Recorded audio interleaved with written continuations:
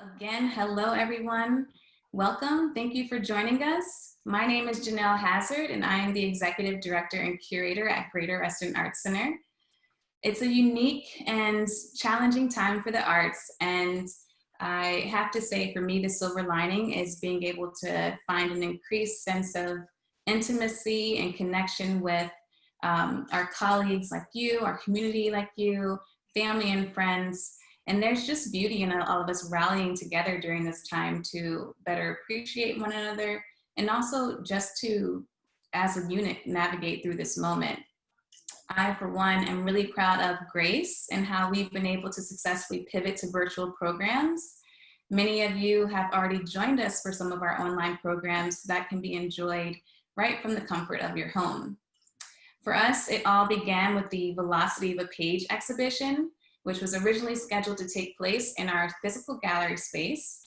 It then transitioned into a virtual multi-platform exhibition where our guest curator, Christopher Carden-Bekas, hand-selected works from more than 30 artists to appear on both our website and our social media platforms. We then began a series of pre-recorded creative response programs designed to bring our audience from diverse backgrounds and areas of expertise to respond to the work that's on view within our gallery. We released a video from independent curator Kristen Heilman, responding to the More Dreyer exhibition currently on view. She spoke about how Dreyer's work fit into themes of effective abstraction. And soon to be released, we'll have a scenic designer, Paige Hathaway, share the many parallels seen within set design and Dreyer's practice. Our exhibition, More Dreyer, Yours for the Asking, is in conjunction with the major exhibition of Dreyer's work currently on view at the Phillips Collection in Washington, D.C. It's entitled More Dreyer, Back in Business. Both exhibitions are curated by former Grace Executive Director, Lily Siegel, and they serve to reposition Dreyer as one of the most significant artists of her generation. The exhibition is currently on view in our in-person gallery space, but also is now available in an online viewing room where you can learn more about More Dreyer's early works. If you haven't checked it out, we certainly encourage you to do so. Our newest digital activation is the Buoyant Oracle. The Buoyant Oracle is a playful, interactive feature that provides the opportunity to chat with the Buoyant Force, the new monumental 50-foot tall sculpture by artist Sue Warbican, located in Reston Town Square Park. Created by the Playful City Lab at American University with Sue Warbican and Grace, this installation features an evolving cast of guest oracles and narratives over the next 5 years. The experience only requires a mobile phone, so if you are in Reston Town Square Park or are looking for a day trip, we definitely encourage you to check it out yourself. Last but not least, we have also launched our Explore More Home series, a self-guided online education program that allows kids and families to create unique projects based on our exhibition content. Explore More Home activities are available for our More Dreyer exhibition, the Velocity of a Page exhibition, and the Buoyant Force, each available online. So it looks like virtual programs are here to stay, and we're excited about it. I want to thank you, our community, our friends, and our board of directors for supporting us through it all.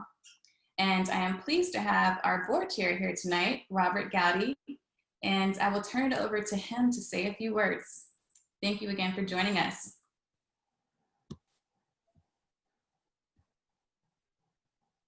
Great, thank you, Janelle. Can everybody hear me okay? Great, thank you. I just wanted to say a couple words on behalf of our entire board of directors by giving a really special shout out to Erica and to Anne for coming together and putting together our first in-person install during the pandemic. And that is no mean feat. There were a lot of obstacles to overcome to do that. We are so grateful for the two of them for coming together and making this happen, overcoming those obstacles and really gracing us with this fantastic work. I'm really excited to hear this talk tonight.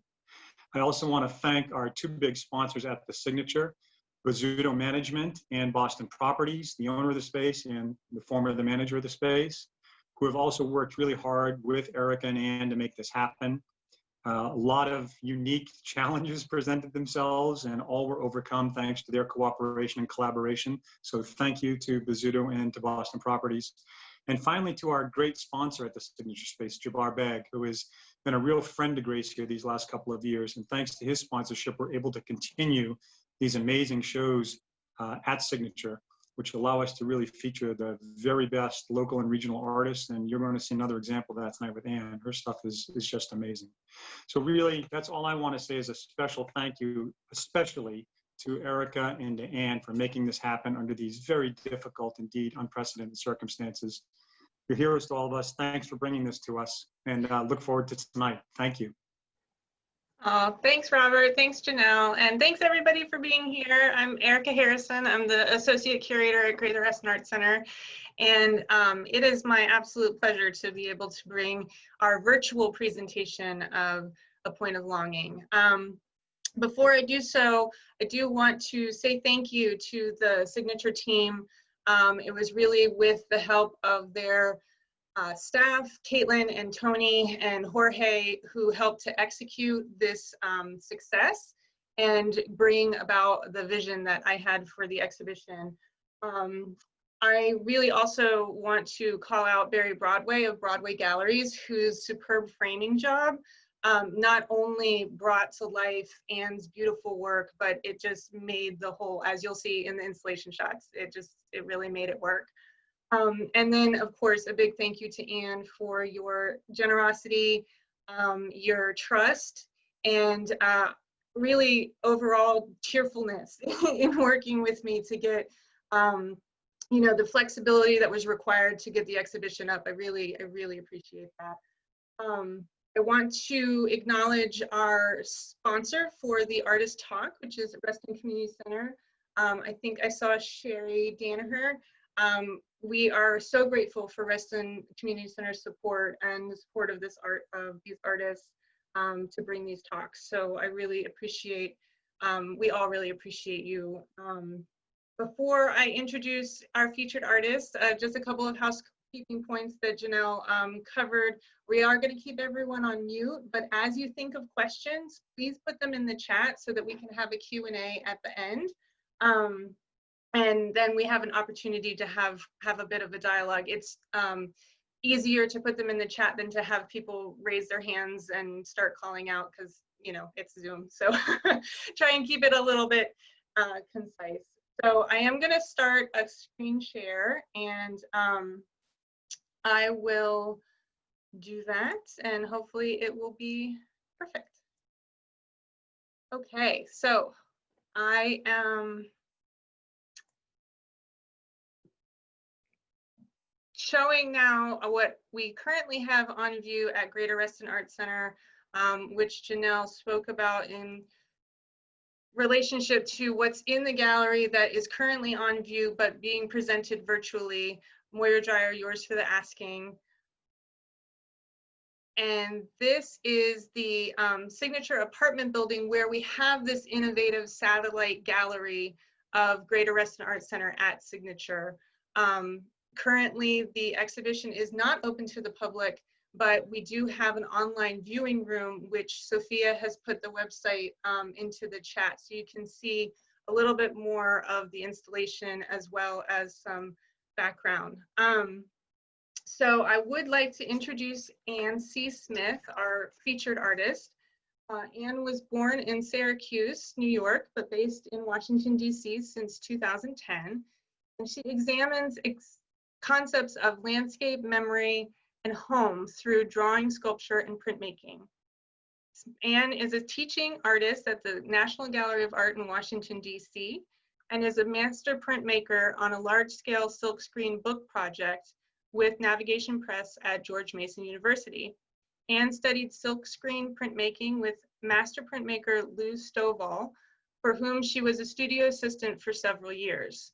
She has completed several intensive artist residency, 3 months with the Artist Mother Studio at Washington Project for the Arts, the brainchild of Amy Hughes Braden, here in Washington, D.C., a 1-month residency at Cal Art Institute, which is a dedicated print studio out of Berkeley, where she developed combination prints using etching and silkscreen techniques. And then a 3-month postgraduate studio residency curated by Danielle Guzman at the Torpedo Factory Art Center in Alexandria. Anne is represented by Ada Rose Gallery, which showcases the work of contemporary artists in an intimate gallery setting. So without further ado, I'll turn it over to Anne to talk about her amazing work. Thank you, Anne. Thank you so much, Erica. I also have a few thank yous that I want to say. First of all, thank you everybody for attending. I know that a lot of us spend so much time on Zoom these days, so I really appreciate you logging back in and being here tonight. And it's really fun to see family and friends and people that I don't know joining us tonight. So thank you so much for being here. Thank you also everybody at Grace for the opportunity to show the work. It is really not an easy time to show work right now, but I really appreciate that I'm able to do it. So thank you so much, Janelle and Sophia and Sarah, and especially Erica for working with me on this whole project from the beginning. You'll be able to see in the installation photos that Erica really went above and beyond to install the work in such a beautiful, kind of elegant way. You'll notice there's this subtle painting of the wall to meet the horizon in my prints, and that I feel like just really connects them so beautifully. So thank you, Erica. And thank you also, Barry Broadway, for framing the work so beautifully. And finally, thank you, Ada Rose Bitterbaum, for being so supportive and yeah, always supporting my work throughout the years. So I'm going to be talking about a few related projects tonight, starting with the work that's up at Grace at Signature.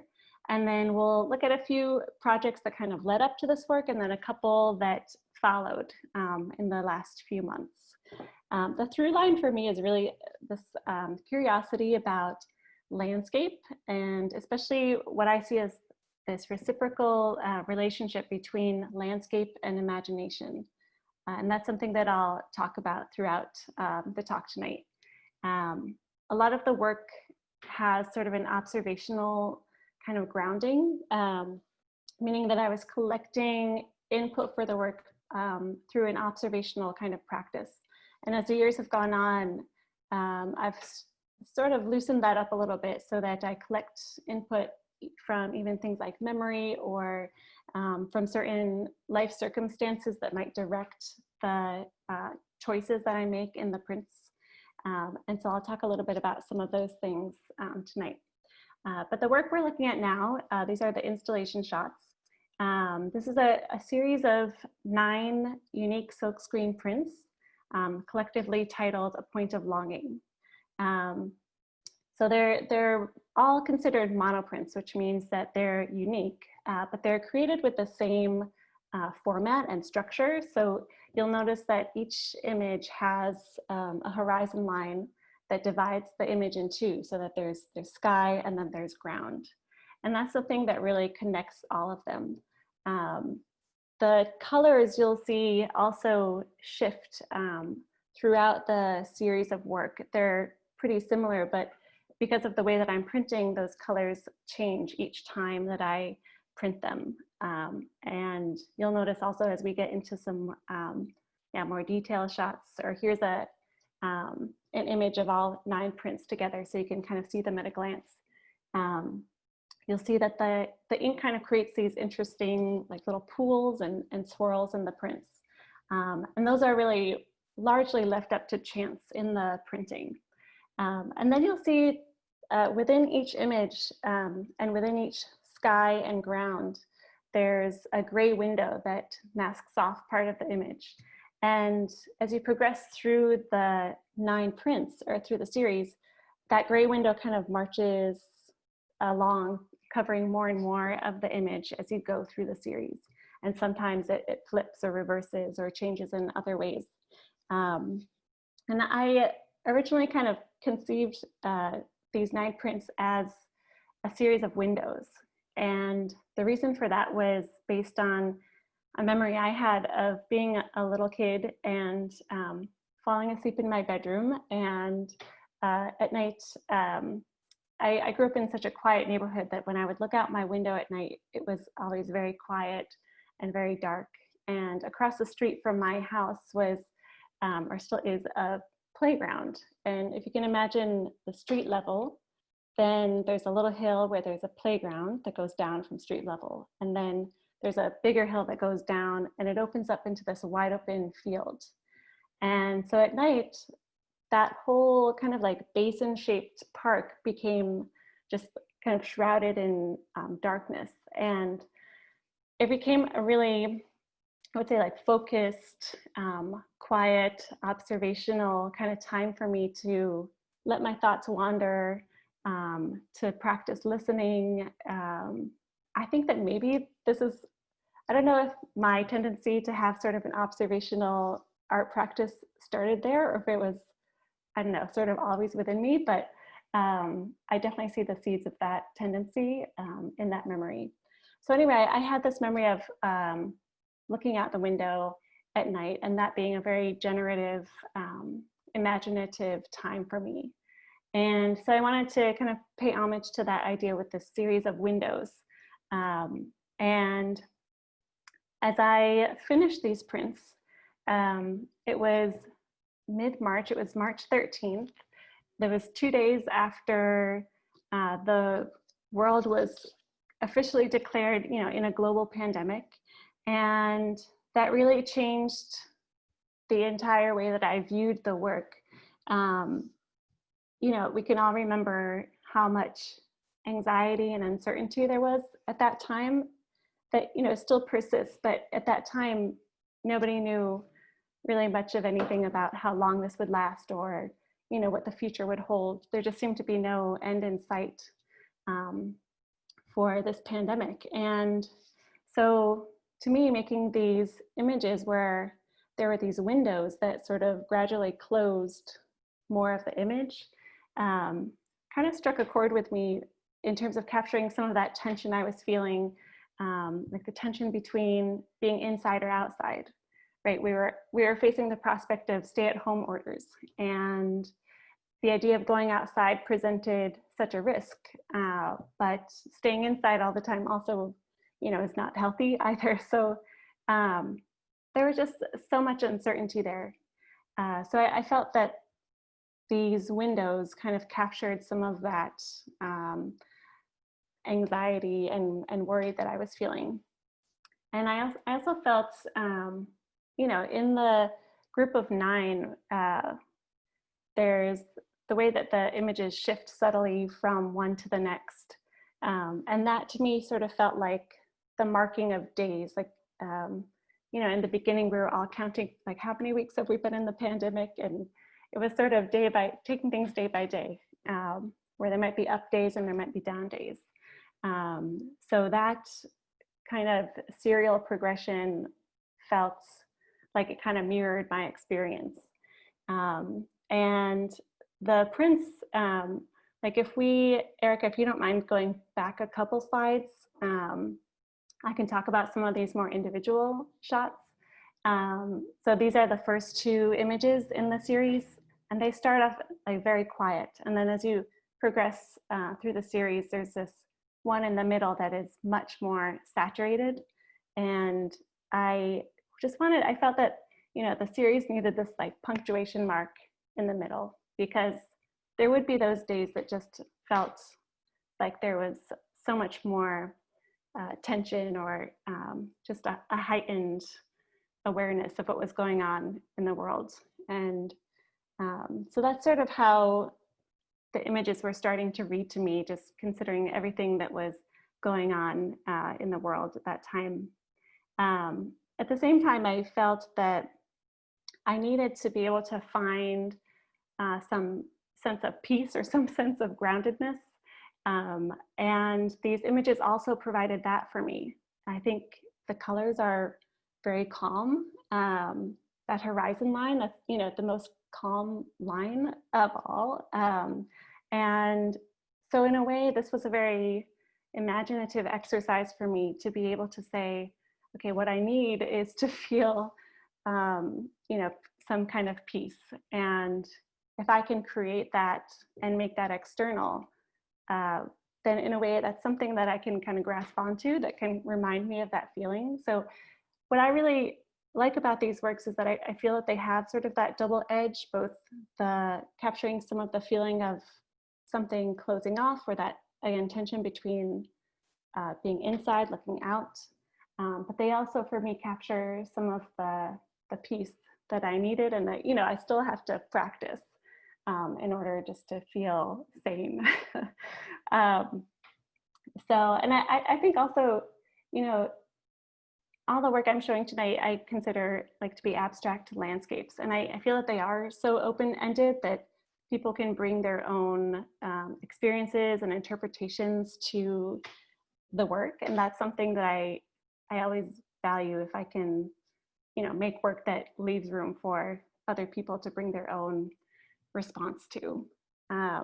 So I don't know, all of this is to say, I guess, that in the kind of the bigger picture, I've been thinking so much about the flexibility of landscape and the ability of landscape to hold all of our memories and experiences, our desires, our needs, you know, things that we can project out onto a landscape. For example, I'm sure we each have a landscape or a space or a place that we connect with our identities or with home. And that's a space that exists out here in the world, but then also, you know, we hold that space in our minds, and it takes up residence there, and it takes up a shape in our minds. And that's where I start to think that there's some kind of reciprocity between the landscape or the place and our minds, or the way that we imagine that place. And from there, we start to tell stories about ourselves and develop a sense of identity and belonging from that kind of relationship. So I want to then move to a body of work that I made, which is sort of the very first body of work in this whole kind of long progression of projects that I'm showing tonight. This was called Potomac Prints. I created this work as part of my residency at the Torpedo Factory Art Center in Alexandria in 2016.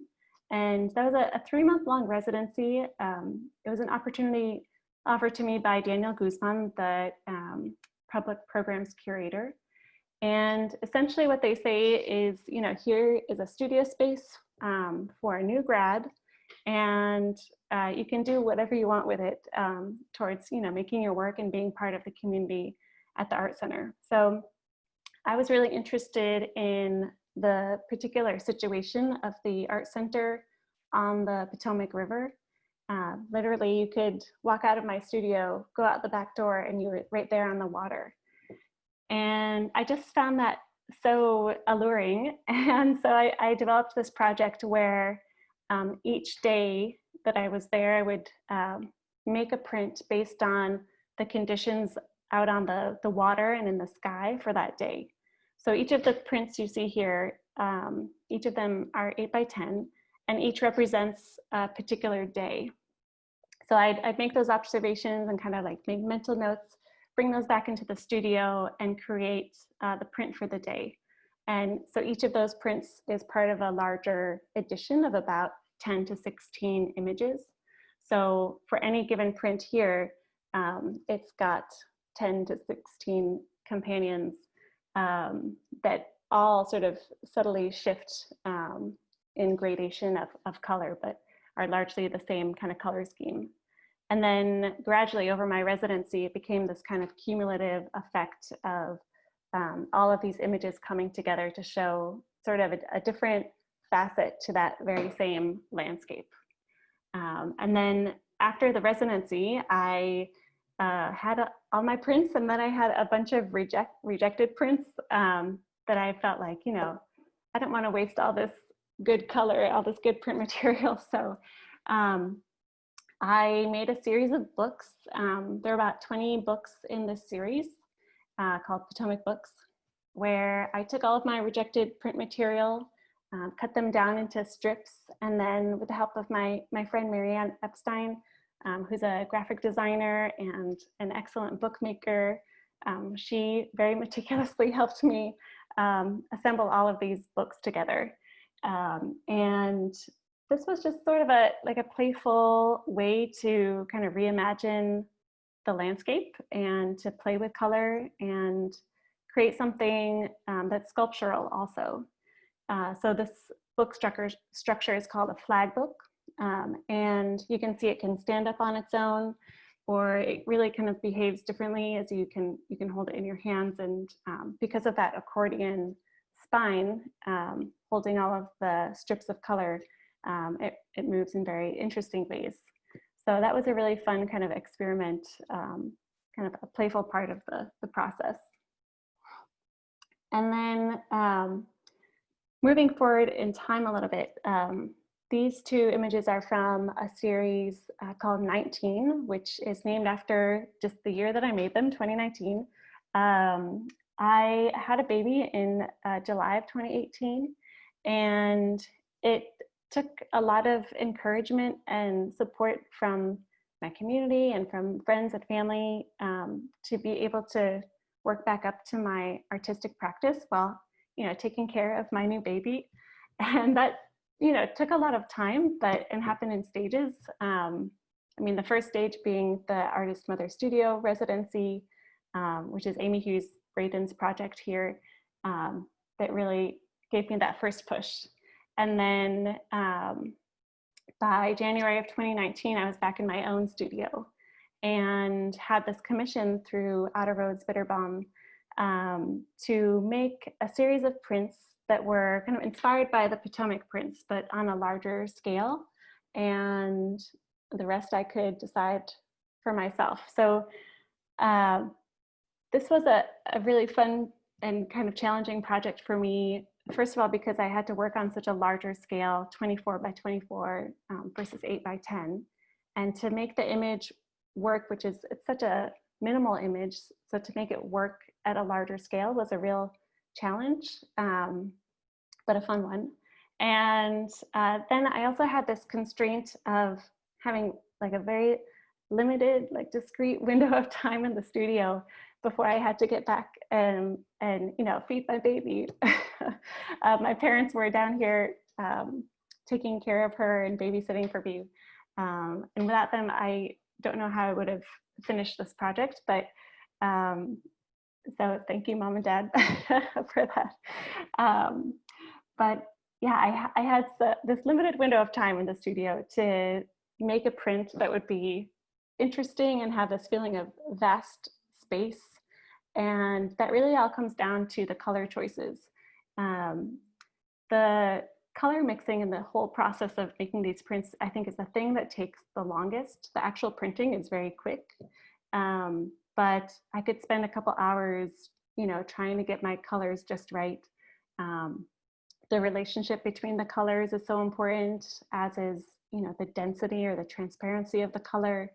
And it took a lot of trial and error, but because I had such a limited time, it really forced me to make even bolder color choices. And I think that was a real benefit. It was a benefit to the project. I always think of, what Lou Stovall, my mentor in silkscreen printmaking, he taught me everything I know about silkscreening, and he would always tell me, to make sure you choose a color that moves the print forward. And so that's something that I always think about, especially now that I'm making work that is so dependent on the color choices in it. So if we go to the next image, we're now jumping forward to work that I've made since finishing A Point of Longing. So in between that series that we just looked at, 19, then I made A Point of Longing this March. And since then, I've been working on a couple of new projects. This is a series of 8 silkscreen monoprints that I've called the C series. C like S-E-E, S-E-A, all sort of words that stem from see with your eyes. So this was a attempt to kind of bridge the, I don't want to call it a gap, but to bridge my prints with my drawings. You can see like these are much darker than the ones that we've been looking at, and my drawings tend to be very dark. So silkscreen printing is really like my outlet for color. In my drawings, they tend to be very densely dark with charcoal, and then very, you know, delicate drawings over top of that. And so because nighttime again was, you know, that was such a formative memory of, again, like looking into the night and being able to kind of project my own wonderings into the night. I wanted just to explore that space.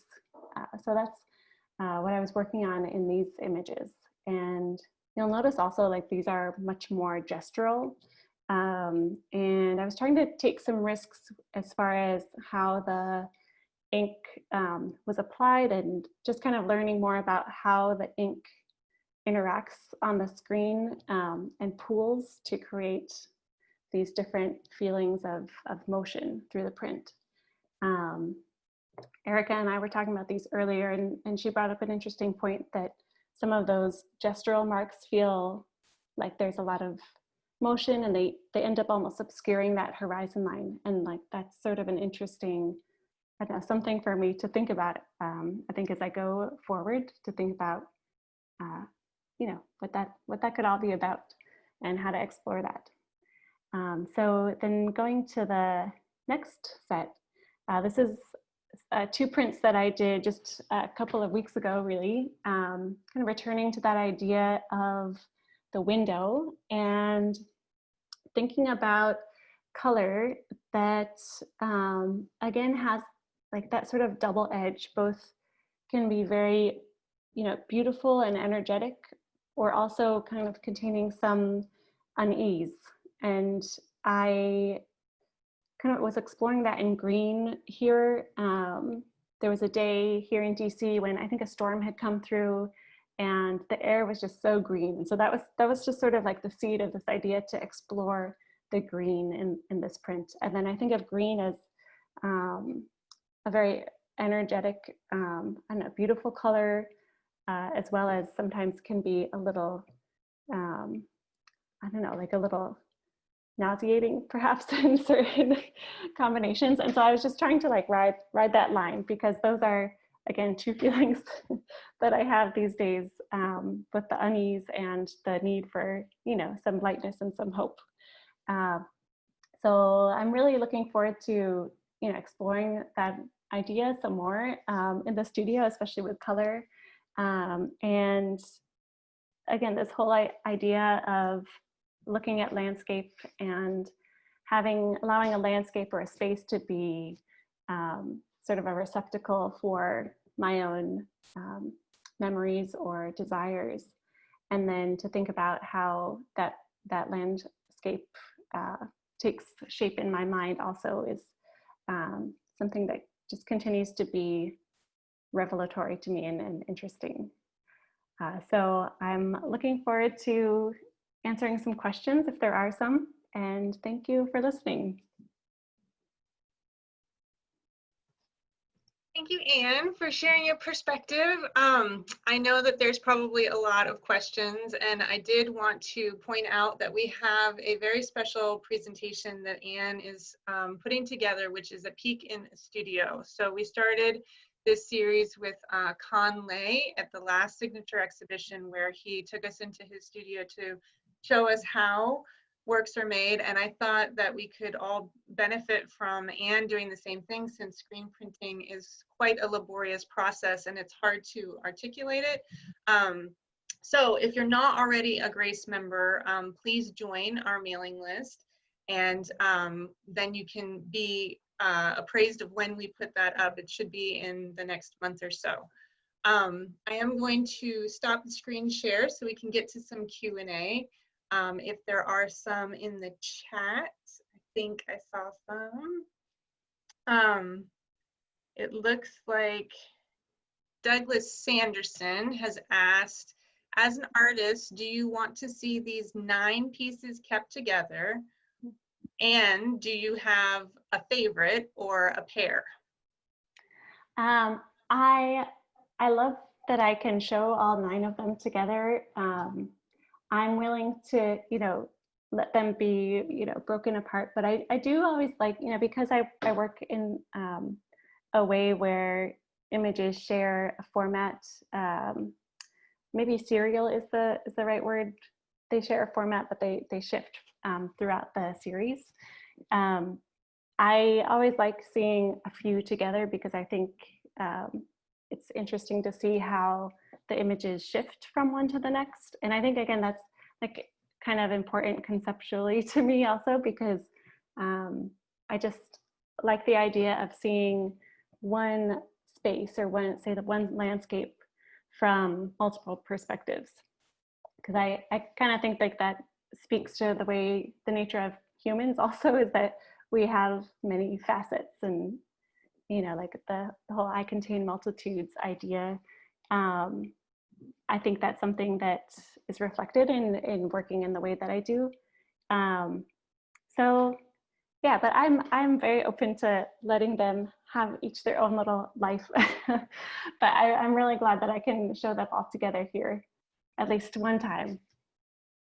Just as a follow-up, I asked Anne if there was any hesitancy to having me put them along a horizon line rather than in a grid form. Obviously, the signature space doesn't lend itself to a grid of works of those size, so they're 36 by 24, I think, framed. And so it's, so having the long horizon definitely seemed to call out to me that this is how it needed to be. And Anne generously said, no, you can hang it that way, it's great. So I think it is important when work is put in a space, whether it's by itself or with another one, that there is some organization in some way. So, and these, since they're reflections of themselves, they almost ask to be in at least a set, I would think. Anyway, that was a good question. Robert asks, is the material on which you apply the silkscreen the same? What is it, and why did you choose that? I use rising 2-ply museum board, if you want to be really specific.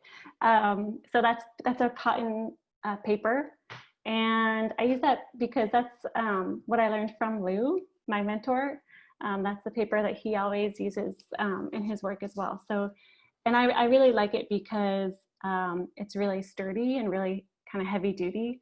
So it's a lot thicker than like your normal drawing paper. So I like the sturdiness of it as well. Yeah. And it stays flat and it stays smooth. So I like that a lot too.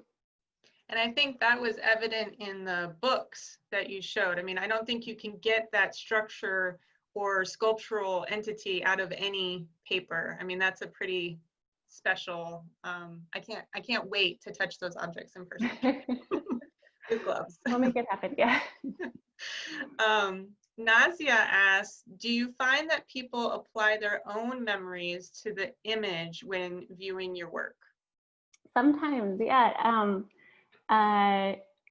This is the first time I've showed these prints, so I haven't actually gotten to, actually I did get a message from somebody, people have pretty much only seen them online, but I had a message from somebody who said that one of the images brought her back to where she grew up outside of Montreal, and I guess she basically grew up on an island, and in the winter time it would just get so snowy and calm.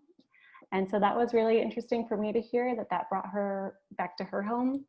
When I was working on the Potomac prints, the Torpedo Factory Art Center where I was working, there's always people walking through and visiting, kind of like having an open studio all the time. And people would come in, and I had some interesting conversations there. I remember one family who came in, and they were really attracted to the prints because the daughter, who was a teenager, was on a crew team and would row along the Potomac River. So that had some personal significance to her also. So yeah, it's always interesting for me to hear how people are, seeing their own selves reflected in the work. I bet that feels really nice to hear those stories. It really does. So a friend of yours, perhaps, Will Stovall, asks, thank you for sharing this wonderful work. One question, I see that many of your pieces orient towards the horizon line. When you're out in the world, do you find you're always aware of your horizon? I definitely notice that I feel different. I mean, maybe this is true for a lot of people. Like I feel different when I'm in a like more of a rural setting, or not even just rural, but like when I can see for a long distance, that feels really good to me. Even here in DC, like my daughter has a really great view out her window that kind of, you know, looks out over the rooftops in the neighborhood. And so I definitely feel more of a lightness when I can do that. So I think that like space and the space that I'm in has a big impact on the way that I feel, or the way that I can physically respond to it. Janelle says, really fantastic body of work, Anne. Thank you for sharing it with us. Any particular focus for your next series of work? So I think I really do want to continue with this idea of the window and kind of framing the prints inside, and just having that kind of like focus point of brightness within that window. So I think that those green prints, you know, I was working on one recently in the same format, but with like more yellow, really bright kind of aesthetic yellow colors that didn't quite work out, but I want to do it again because I like that format so much. I feel like that window really focuses your eye. So I think that's something I want to explore going forward. Well, it really does focus, and I think in the Point of Longing series, it actually helps you travel as if the sun were carrying across the sky and through your window. And so, granted, I've had the opportunity to be in person with the work, so I appreciate that. I, you know, have this experience, but it's really, that window really lends itself to like help you zero in on the small details. So to that end, I guess I have a question, and since I'm moderating it, I get to jump in the middle. What is it that you really want to bring awareness to with this body of work? I think that, you know, the thing that I find most important for me is that I can kind of locate some sense of that calm or peace in the image. And so it kind of, you know, that's something that I brought from myself and made it external, and I can then like kind of make that internal again. And so I think it would be great if if people could feel that feeling also. That seems like a productive, a good thing to have happen. But I do hope that people, again, just like, you know, see their own selves reflected in the work, and maybe are, you know, brought to think about spaces that are important to them too. Yeah, I think, well, it looks like we actually have a few more questions, so I want to get to those, but it looks like Will sort of he's going along the same lines as us. He asks, do these views within a view relate to memory? Perhaps the way you can take a view on the same memory or past event at a different time or different moments of recollection. Mm. So sort of how we give ourselves a, what's it called? Like a remembering your history, and then sometimes it changes a little bit. Exactly. Well, that's interesting. I haven't, you know, thought that similar idea before, but I like that a lot, again, because I feel like the way that I'm working with sort of multiple views of the same thing, I think kind of speaks to that similar idea of being able to appreciate many sides of the same, you know, one space or the same one place. So I do think that that's an important idea, and something I've got to now take back to the studio with me. We'll record the chat so you can have the questions. Yeah. Actually, Lenore has a really interesting idea. She says it would be beautiful to see this body of work in any form of motion, a slideshow, animation, video. They have a kind of intrinsic movement. I know you're a multidisciplinary artist. Is that something that's interesting to you? That is interesting to me. I often think about, how I can take the same idea into other media, just to see what would happen. And, animation isn't something I'm super experienced with, but it's a really interesting idea and something I would have to think about some more. I do hope to capture some movement in there, because I think there's also something about having the horizon that sort of steadies me and grounds me. And the way I've written about it a little bit in the statement is referring to it as like an act of trying to locate myself in motion, because as we all age and grow, we're changing. But to be able to sort of stop and freeze frame and appreciate, what is coming in future and past. And so, yeah, I think a lot about motion and time, and even the idea of the horizon is, I think, related to time. Something that you're looking out, something that you're looking forward to, something that is distant, that can't quite be reached. I feel like the horizon can be sort of about like looking to the future or looking to the past. So I think motion and time and even animation is interesting to think about in that context. Maybe I can collaborate with somebody. That was really beautiful. I want to now we have 10 new messages, and it looks like we have some process-oriented questions, and I don't want to necessarily say those aren't important, because they are, but I do want to have Anne give her opportunity of taking you into the studio to see how the silkscreen process works. And she's been working hard on that video, so we will announce that in a couple of weeks. Our friend Maraimi, who also did an exhibition at Signature, asks, does motherhood as a theme feed your body of work? I'm going to guess no, but I'm curious as it is such a life-changing event. And I also saw someone ask if you had always focused on the abstract.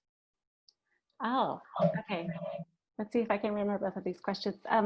As far as motherhood goes, I mean, it definitely has changed the circumstances, especially just time.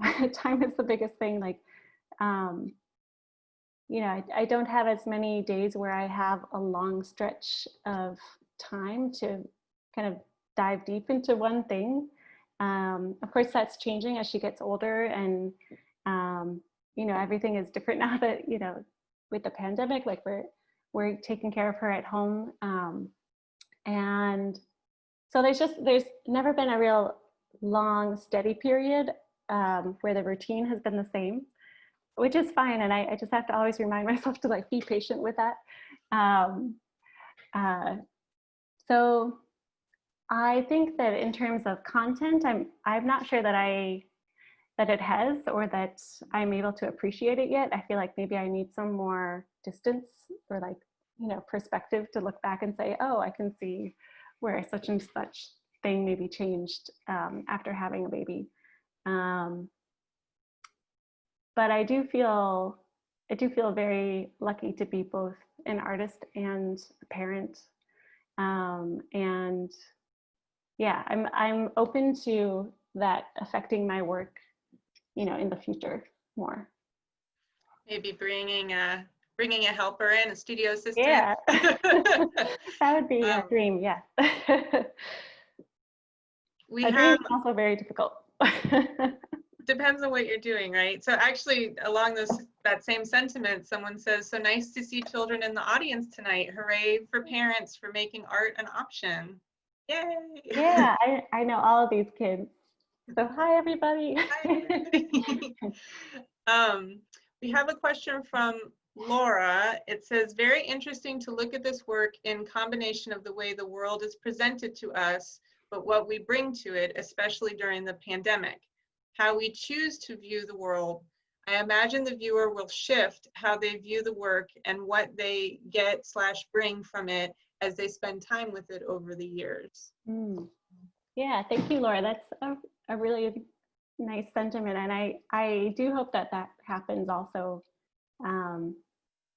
Yeah, I hope that's a factor that, like, you know, I don't always consider, but I think that's definitely true, that as we all change and grow, we're gonna relate to the work differently too. Yeah, and I think part of that is also pulled into the color sensibilities. So, you know, a couple of your series have the very vibrant colors, and this particular series is much more subtle. And I wonder if you kind of would talk about how those color choices came to be, and if you find that you study color theory or if it's more of an intuitive process. Yeah, I haven't explicitly studied color theory. It's always been more of an intuitive process, and I'm sure that I study it in ways that aren't explicit, like, you know, just from observing the world, or observing, you know, artwork, and just kind of absorbing things that I see all the time. I'm a little afraid to study it explicitly because I think that might make me think too much, like overthink it. But it is something that is, yeah, I just kind of, I don't know, have maybe an intuition about it, or when I come to make a print, like I know sort of the feel of the colors that I want in there, and then it takes time to really get those colors exactly. Like I said, that's the most time-consuming part of all of this. So sometimes there's like a really slippery color that, you know, like in these works, getting the right gray and the right transparency was really difficult. Took a lot of time because, you know, I think, okay, I want like a transparent gray and I want it to be cool, but not too cool. And so there was always this sort of shifting just back and forth a little bit until I kind of arrived at the right thing. And what was the first part of the question again? Well, I was just thinking about the differences in this 19 series, the Potomac series, and even the C and C series. The colors are bold and vibrant. And in A Point of Longing, it looks like you've really just saturated the screen with this really subtle color. And I just was thinking about your internal dialogue that might have been occurring at that time and what that might have been. Yeah, I think that's right.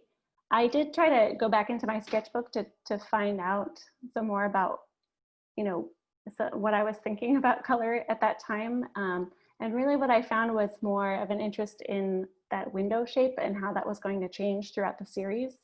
And that was what I was sketching out. So if I think about why I was making those color choices, because this is the series that is the most quiet, I think. And all I can think of is that, you know, at that time, you know, I wasn't quite in the mood to have like real loud, bright color. Like maybe I needed something calm, but also just, you know, not feeling like shouting from the rooftops, but more of a quiet, you know, need to hunker down and I don't know, stay quieter, I guess. So the last question is, can you talk about how language and poetry influence your process and investigations, from Nikki? And I'm going to tie on to that. How did you get to the title of A Point of Longing? Yeah, I knew this was Nikki's question before I even knew it was hers. Thanks, Nikki. Yeah, poetry has been important. It's something that I try to go back to and connect with. Sometimes I try to write some and I can't seem to do that. It's too difficult. But yeah, there are some poets that I really love, like W.S. Merwin, or like Mary Oliver. I've been listening to this poetry podcast, which I love, called Poetry Unbound. There's just been one season so far, but it's hosted by Patrick Otuma, who's an Irish poet and spiritual leader.